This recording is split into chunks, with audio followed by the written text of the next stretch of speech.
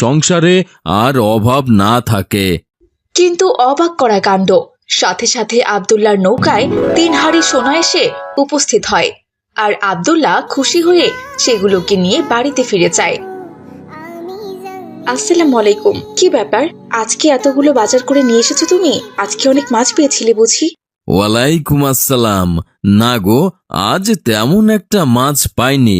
আর তাছাড়া এগুলো বাজারও নয়, এগুলো হচ্ছে সোনা। সোনা? সোনা কোথায় পেলে তুমি?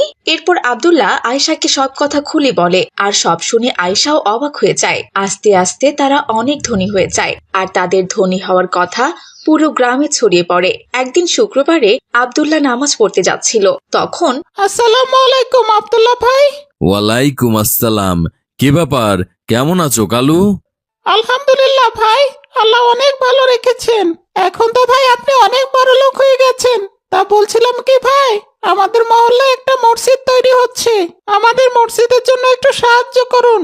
আমাকে মসজিদের সভাপতি আপনার কাছে পাঠিয়েছে। ও, এই ব্যাপার, ঠিক আছে। কি আব্দুল্লাহ ভাই, মাত্র 10 টাকা দিলেন? আমার তো সামর্থ্য নেই, তবুও তো আমি এর থেকেও বেশি টাকা দান করেছি। অন্তত পক্ষে 100টা টাকা দিন ভাই। এখন আমি নামাজে যাব, আমাকে বিরক্ত করো না তো কালু। যদি পরবর্তীতে কোনো টাকা লাগে তাহলে আমি দেব, আপাতত এই 10 টাকাই নাও। এরপর কালু কোনো কথা না বলে 10 টাকা নিয়ে সেখান থেকে চলে যায়। আর আব্দুল্লাহ মসজিদে নামাজ পড়তে চলে যায়। নামাজ শেষে আব্দুল্লাহ মসজিদের বাইরে বের হয়। কি ব্যাপার হুজুর, আজকে আমাদের মসজিদে এত ভিড় হয়েছে কেন? এর আগে তো কখনো মসজিদে এমন ভিড় দেখিনি। তাছাড়া গ্রামের মানুষ হুট করে এত বেড়ে গেল কি করে? এখানে তো অনেকে আছে যাদেরকে আমরা চিনিও না। আসলে আব্দুল্লাহ, পাশের গ্রাম থেকে আমাদের মসজিদে অনেকে নামাজ পড়তে এসেছে।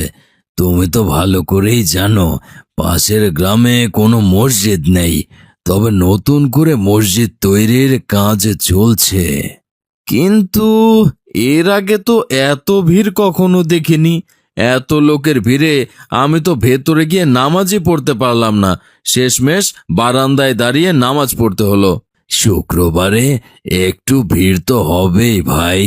তাছাড়াও তুমি তো আগে তোমার নৌকাতে নামাজ পড়তে, শুক্রবারেও তো মসজিদে আসতে না, তাই এরকম ভিড় দেখোনি। যাই হোক, জামাতে নামাজ পড়েছ তার জন্য তো সওয়াব পাবে, তাই ওসব কষ্ট ভুলে যাও। আল্লাহ তাআলার জন্য বারান্দায় নামাজ পড়ার কষ্ট কোনো ব্যাপারই না। বাবারে বাবা, গরমে জীবনটা একদম বেরিয়ে যাচ্ছে আমার। আব্দুল্লাহ এই কথা বলতেই উপর থেকে গাছের ডাল ভেঙে আব্দুল্লাহর মাথার উপর পড়তে ধরে, আর তখনই হুজুর তাকে ধাক্কা দিয়ে সেখান থেকে সরিয়ে দেয়। এখনই তো এই কাঁচা ডালটা তোমার মাথায় পড়তো, আল্লাহ তাআলার অশেষ কৃপায় তুমি বেঁচে গেলে। সাবধানে থেকো ভাই। আমাকে বাঁচানোর জন্য জাযাকাল্লাহ খাইরান। এরপর আব্দুল্লাহ বাড়ির দিকে রওনা দেয়। বাবা, আমার মেয়ের বিয়ের জন্য একটু সাহায্য প্রয়োজন। দয়া করে আমাকে কিছু টাকা দিয়ে সাহায্য করো বাবা। এজন্যই বুঝি মসজিদের বাইরে এতক্ষণ দাঁড়িয়েছিলেন? যখনই কোনো বড় লোক মসজিদ থেকে বের হবে তার কাছে হাত পেতে ভিক্ষা চাইবেন কেন? আপনি কাজ করতে পারেন না? সরুন তো এখান থেকে, আমার তাড়া আছে।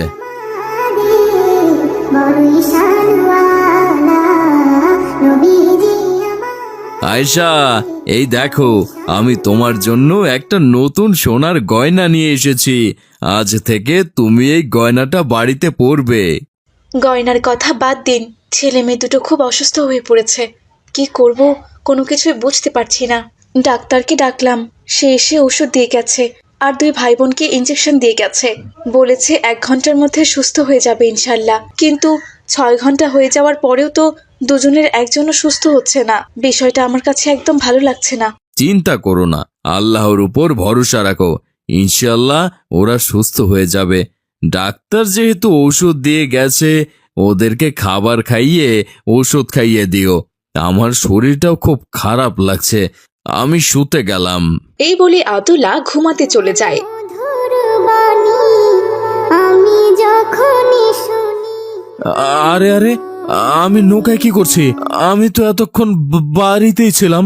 আর এ কি ফকির বাবা, আপনি আপনি আমার নৌকায় কি করছেন? কি রে, তোর এত দ্রুত পরিবর্তন হয়ে গেল? আমি ফকির বাবা না, আমি হলাম জিন।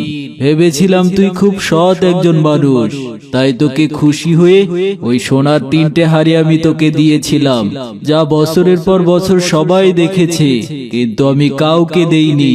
আর তুই কি না আমার সোনার হাড়ি পেয়ে বড় লোক হয়ে আমাকেই ভুলে গেলি? ওরে, আমি তো শুধুমাত্র তোকে পরীক্ষা করার জন্য তোর কাছে ভিক্ষে চেয়েছিলাম।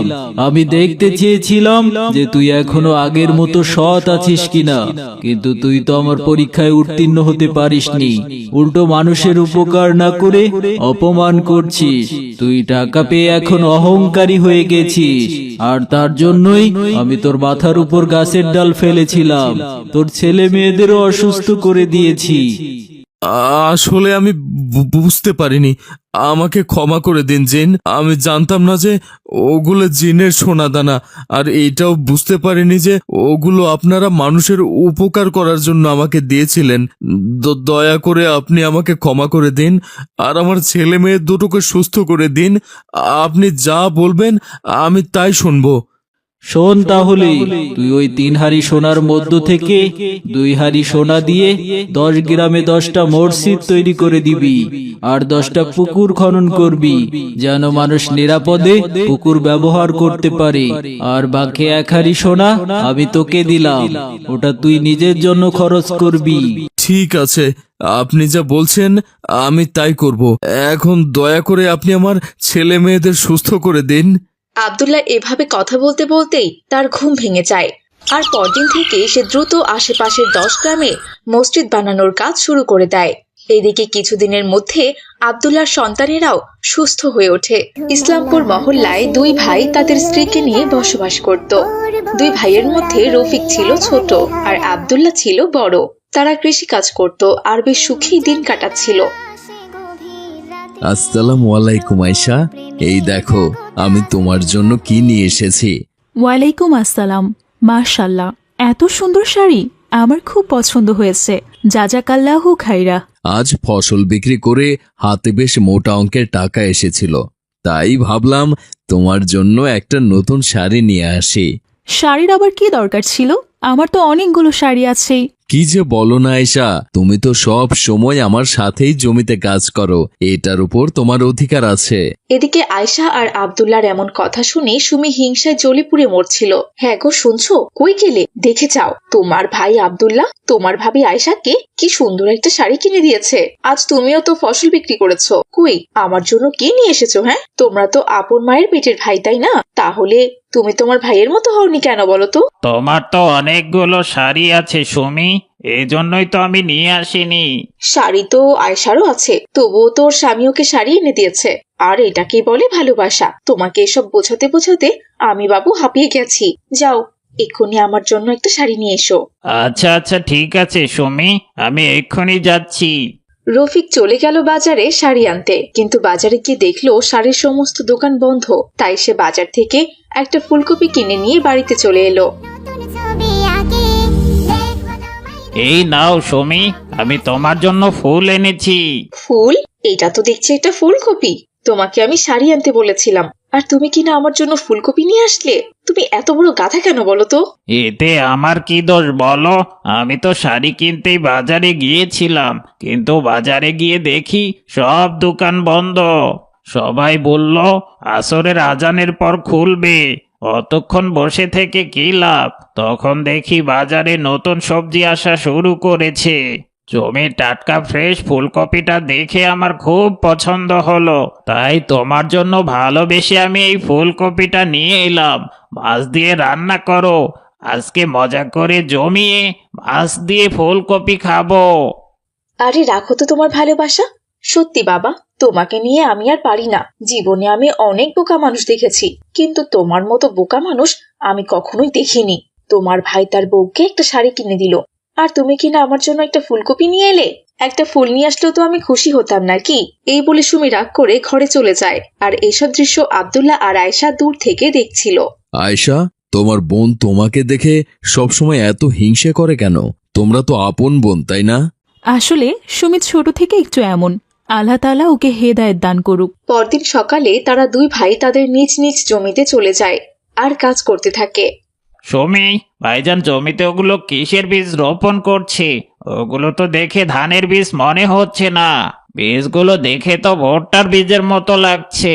সেটাই তো দেখছি, এই গ্রামে আবার কেউ ভুট্টা কিনতে আসে নাকি? ওরা যে কেন খামোখা ভুট্টার বীজ লাগাচ্ছে সে যাই হোক, ওদের যেটা ভালো মনে হয়েছে তাই করেছে। যখন ভুট্টার দাম পাবে না তখন বুঝবে মজা। সুমি আর রফিকের এসব কথা শুনে আয়েশা বলল, ওগো, আমরা ভুট্টা চাষ করে ভুল করছি না তো? চিন্তা করো না আয়েশা, আল্লাহর উপর ভরসা রাখো। ইনশাআল্লাহ আমরা ভুট্টা বিক্রি করে ভালো টাকা পাবো। এভাবেই বেশ কিছুদিন কেটে গেল।